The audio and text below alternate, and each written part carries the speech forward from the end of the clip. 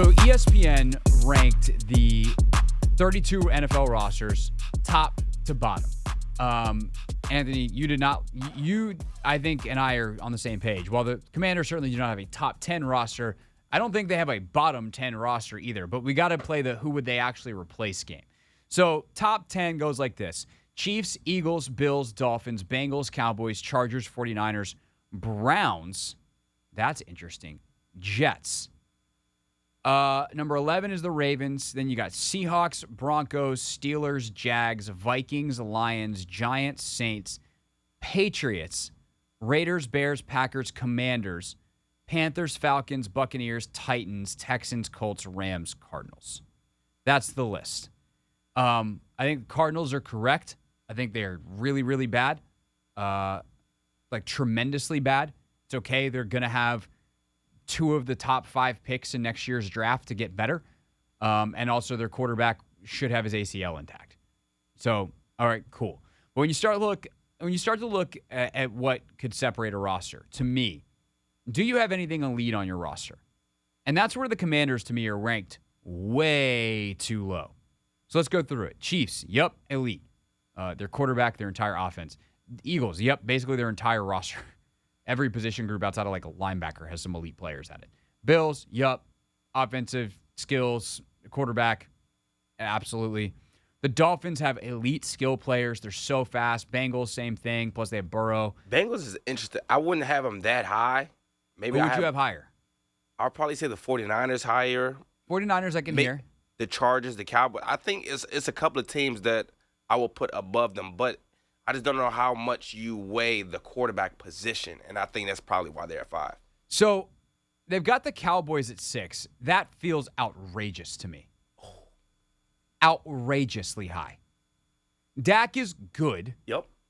Tony Pollard is coming off an ACL, and he's never played the role he's about to play, and he's 26 years old. I'm not going to say this. I'm not going to be able to give myself I like what the Cowboys are, man.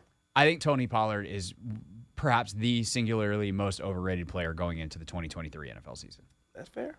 And I like Tony Pollard a lot. I think he's a good football player. But you're telling me a career backup who has been a change of pace guy coming off a torn ACL late in the season is supposed to be this like 1,500-yard back as the starter at the age of 26? But it's not necessarily all rushing. He does a lot in the passing game. A lot. If Tony, okay, how much in the passing game? Let's look it up. Tony Pollard. I'm not gonna lie, Craig. I had him in fantasy football, and he was super dynamic. A lot of receptions, a lot of yards after the catch. He's really good. Yeah. Tony Pollard's career high in total yardage was last year. And he had 1,000 rushing. He was 1,007 rushing. And 371 receiving. So maybe he's 1,500 total. But people make it sound like he's going to be a 1,500-yard rusher. Oh, no, that's insane. Like 2,000 yards total. Like, no.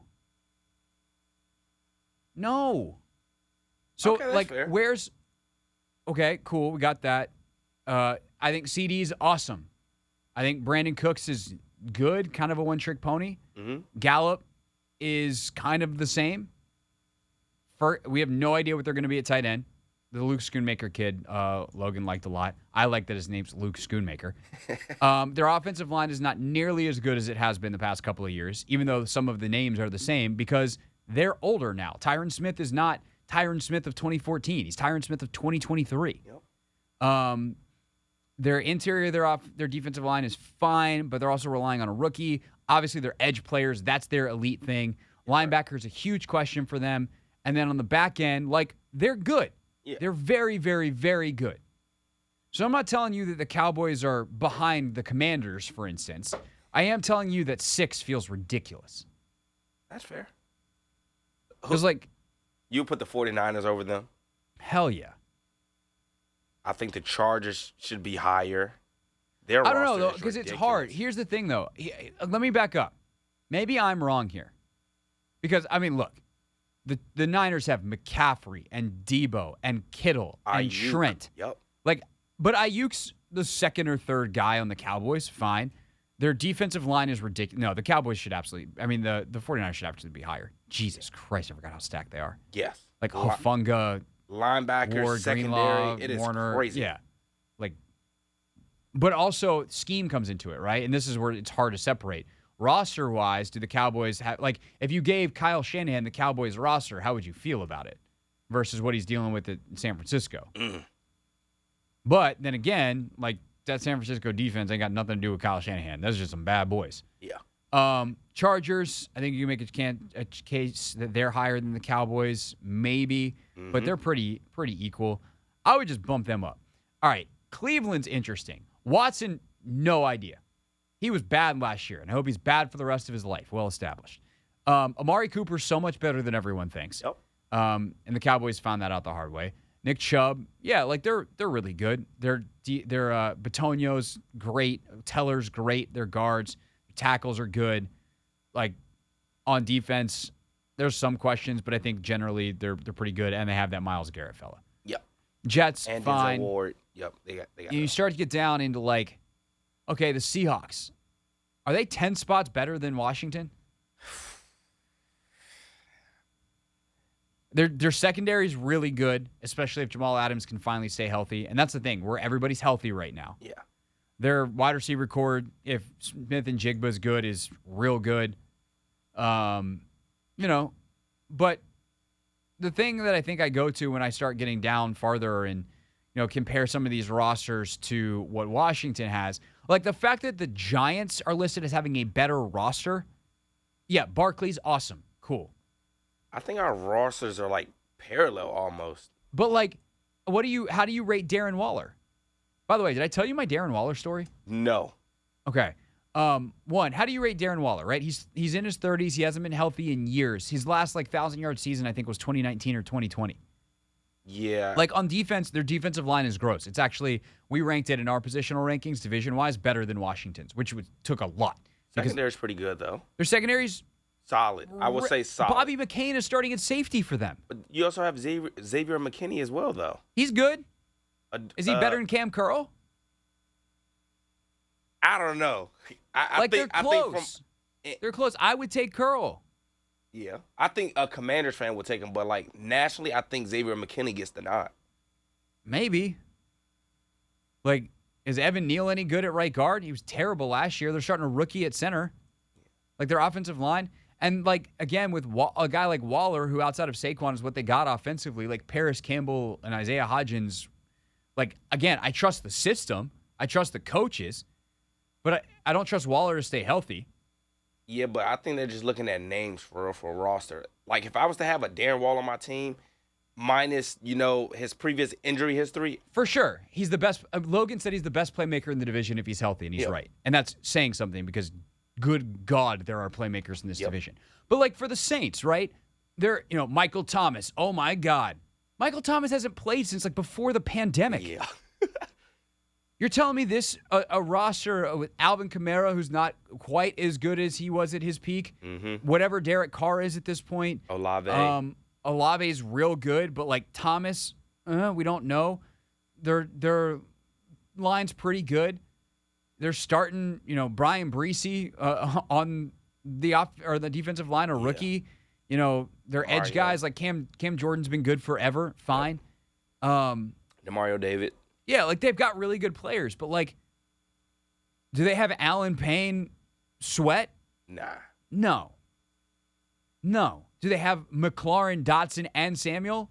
No, not unless Michael Thomas turns back into Terry McLaurin. / better, because Thomas was insane. The Patriots roster? Come on. Not even close. Juju's their number one receiver. Again, good football player. Can't touch McLaurin.